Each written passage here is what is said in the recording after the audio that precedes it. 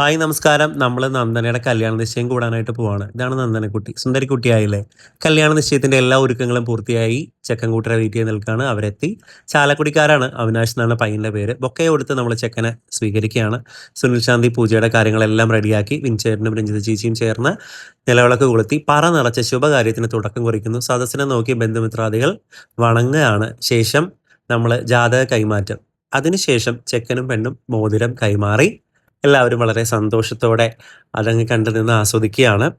ചെക്കൻ്റെയും പെണ്ണിൻ്റെയും മോതിര കൈമാറ്റം അവരുടെ വിവാഹ ജീവിതത്തിൻ്റെ മുന്നോടിയായിട്ടുള്ള ഏറ്റവും മനോഹരമായ ചടങ്ങ്. ശേഷം പെൺകുട്ടിക്ക് ചെക്കൻ്റെ അമ്മ ഒരു വളയിടിക്കുന്ന ചടങ്ങാണ്. ചാലക്കുടിയിൽ അങ്ങനെ ഉണ്ടെന്നാണ് പറയുന്നത്.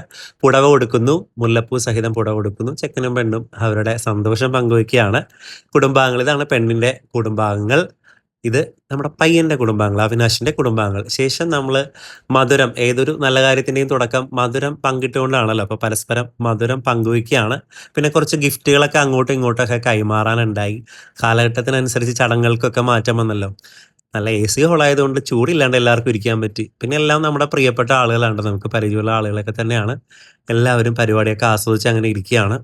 നമ്മളും ആ കൂട്ടത്തിൽ എല്ലാവരെയും കണ്ടും കേട്ടും ഒക്കെ അങ്ങനെ ആസ്വദിക്കുകയാണ്. പിന്നെ ഞങ്ങളെല്ലാവരും കൂടി പോയി നിന്നിട്ട് നല്ലൊരു ഫോട്ടോയും വീഡിയോയും ഒക്കെ എടുത്തു. അടുത്ത പരിപാടി നമുക്കറിയാം, ഓഫ് കോഴ്സ് ഫുഡാണ്. ഫുഡില്ലാണ്ട് നമ്മുടെ ഒരു ആഘോഷവും പൂർത്തിയാകില്ല. പനക്കൽ കാറ്ററിംഗിന്റെ അടിപൊളി ഫുഡായിരുന്നു.